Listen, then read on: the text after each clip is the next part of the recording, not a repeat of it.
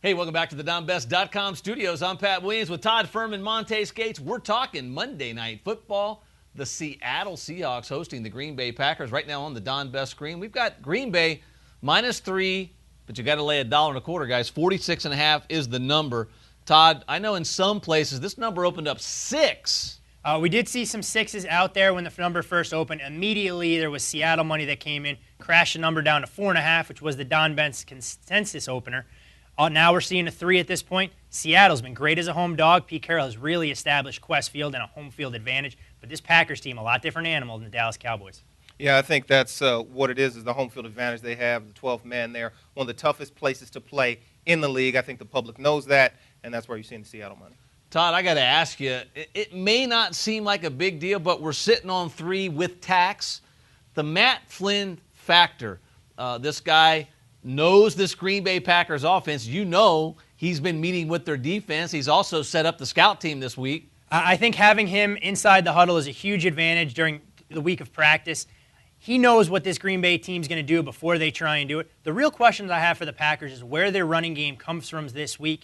They're going to get a little bit healthier in the backfield. All that being said, this offense runs through Aaron Rodgers, and Greg Jennings being 100% is really the key cog. Yeah, Jennings is probable for this one with a groin injury. But those are my questions about this Green Bay offense. They are too dependent on Rodgers. You touched on the running game.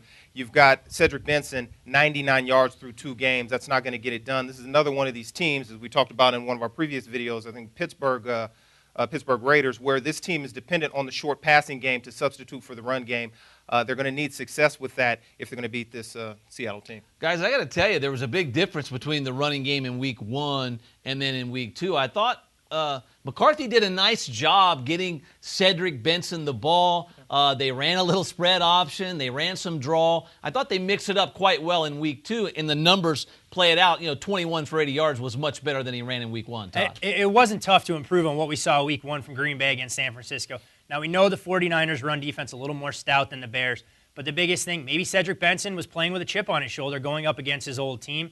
We're going to need to see that more often if this Green Bay team is going to truly be balanced. You talk about the home field advantage. False starts are a huge factor, and you need to keep Seattle on the sidelines. You can't try and go 3 and out. Yeah, you're right about that. Home field advantage, huge here, obviously. We talked about the run game significance, obviously increased effort to get the ball to Benson. I think they're going to need that type of balance. They do have 4 additional days here to prepare for the Seattle game because of the fact they played Chicago on a Thursday, so maybe that plays into their hands as well. Guys, I got to ask you, this Seattle, it's a brewing story.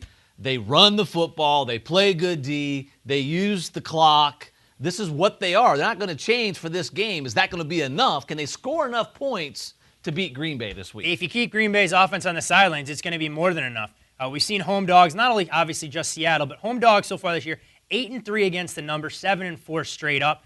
It says there's a little bit of value. We've talked about the officiating and how things have gone. Monday night, fervent atmosphere in Seattle. I'd have to imagine slightly into the Seahawks. And on its face here, you look at the defenses. You see Green Bay right now 5th in total defense in the league, Seattle 6th. But what I actually look at when looking at total or best defenses in the league, obviously, is points allowed. Seattle's giving up 13.5 points per game through the first 2. That's good for 3rd in the league. Green Bay at 20 a game.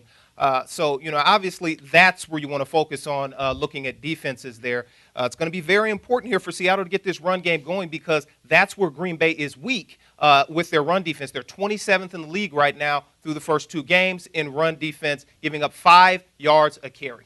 Good stuff, guys. By the way, Pete Carroll 13-5 against the spread at home. It's a small sampling, but still a sampling. For Todd Furman and Monte Skates, I'm Pat Williams. Good luck on your selections. Monday Night Football action. We'll see you right back here at DonBest.com.